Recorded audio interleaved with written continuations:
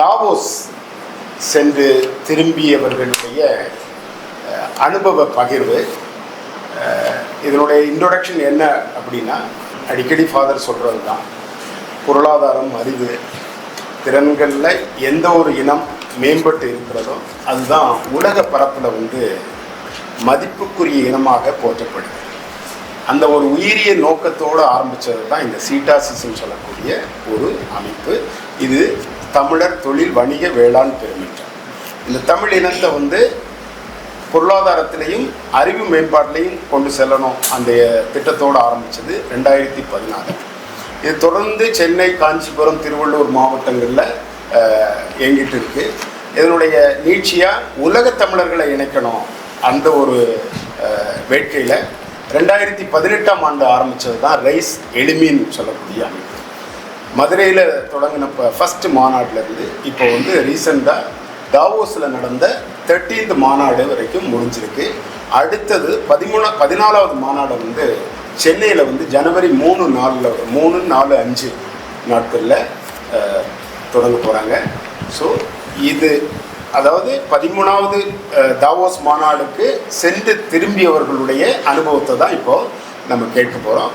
First முத்தமிழ் சார்பில் mister Bhubaneswar அவர்களே வருக உங்களுடைய அனுபவத்தை.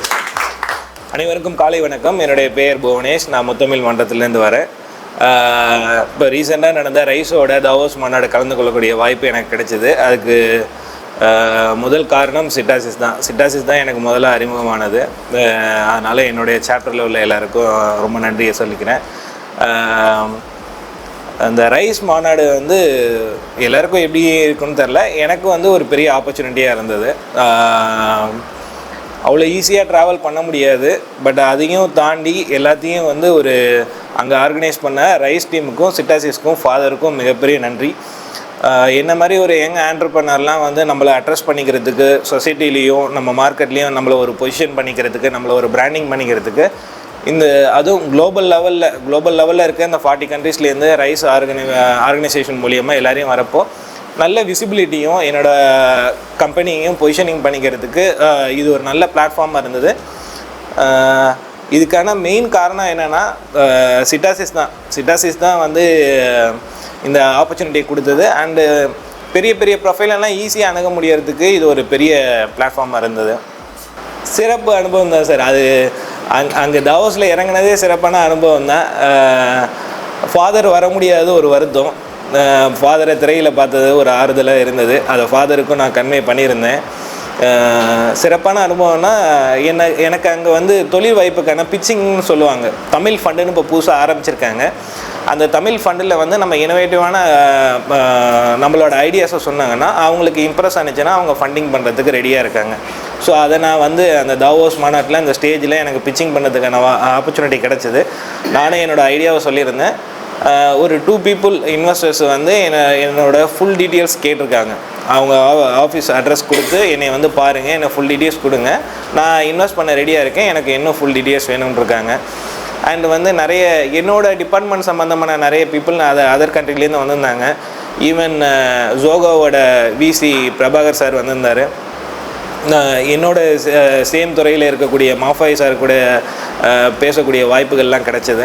இது எல்லாமே ரைஸுக்கும் சிட்டாசிஸ்க்கும் தான் இந்த பெருமையானது. நிறைய எக்ஸ்பீரியன்ஸ் இருந்தது.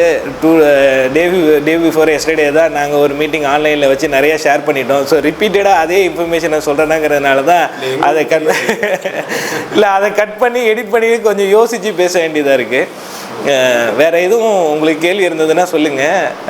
எனக்கு பர்சனலாக ஃபீல் பண்ணணுன்னா என்னோடய ஃபேமிலி என் ஃப்ரெண்ட்ஸ் சர்க்கிளில் எல்லா கண்ட்ரிக்கும் ஈஸியாக போக முடியும், சுவிட்சர்லாந்துக்கும் போக முடியும். பட் அந்த கான்ஃபரன்ஸ் சென்டருக்குள்ளே போகிறதுக்கான கீ வேறு யாருக்கும் கிடச்சிருக்குமான்னு தெரியாது. பட் அது அந்த ஆப்பர்ச்சுனிட்டியை க்ரியேட் பண்ணி கொடுத்தது ரைஸ் தான். ஸோ ரைஸ் அண்ட் சிட்டாசிஸ்க்கு என்றைக்குமே நான் கடமைப்பட்டிருக்கேன்.